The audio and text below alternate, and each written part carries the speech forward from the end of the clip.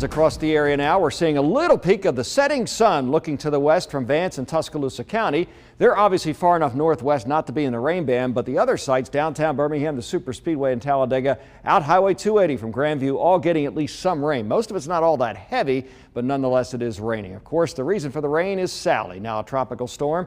Peak winds as of 4 o'clock, 60 miles per hour, moving northeast at 7 miles per hour. So it is accelerating toward the northeast. Should be southeast of Montgomery at about midnight, should be over Auburn at about daybreak tomorrow as it continues on toward the northeast. And again, as it moves away tomorrow, conditions will gradually improve after some early morning rain. I think the weather will be a little bit better for the afternoon. But right now, big area of rain with this storm. Something is happening though. It's running into cooler, more stable air across the north. That's taking the tropical nature out of this, so we're not seeing the same kind of extreme heavy downpours they saw down on the coast. And I think that's a good thing. So we'll get some rain tonight, a soaking rain actually in some areas from Birmingham on east, but at least the amount shouldn't be too excessive.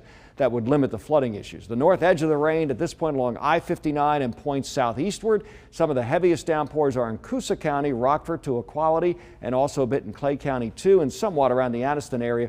The rain is steady but not especially heavy in Shelby County and much of Chilton County. It does come down hard at times though. Everything is circulating around the storm, of course, around Sandy. So it is moving off toward the northwest. Sally, why did I say Sandy? Sally, obviously, as the storm continues to give us the rain, at least over the eastern 2/3 of the area. There's a close-up view of some of this, so you folks in Alexander City, around Rockford, it comes down hard at times. When it's all said and done, you may well wind up with a few inches of rain there.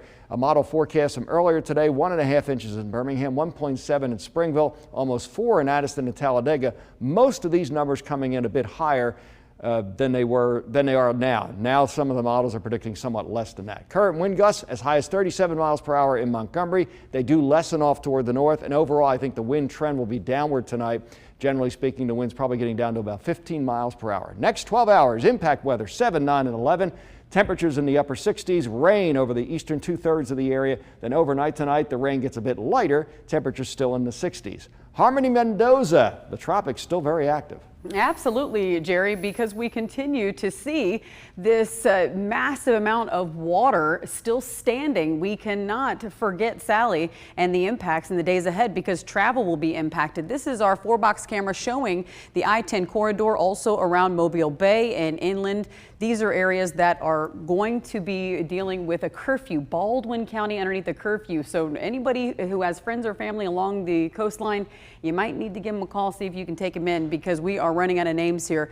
Wilford is the last name on the list, and we still have until November 30th. Until the end of the Atlantic hurricane season. Very busy Atlantic.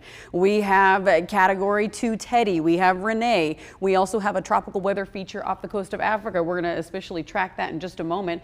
There is the location of Sally, and then a tropical weather feature that is right now spiraling around the Bay of Campeche. So check this out. Want to hone in because this is one of the tropical weather features that have a higher chance of development by the weekend. It's an organized area just off the coast of Africa. It will be moving west-northwest at about 10 to 15 miles per hour. So it could be a tropical depression by the weekend.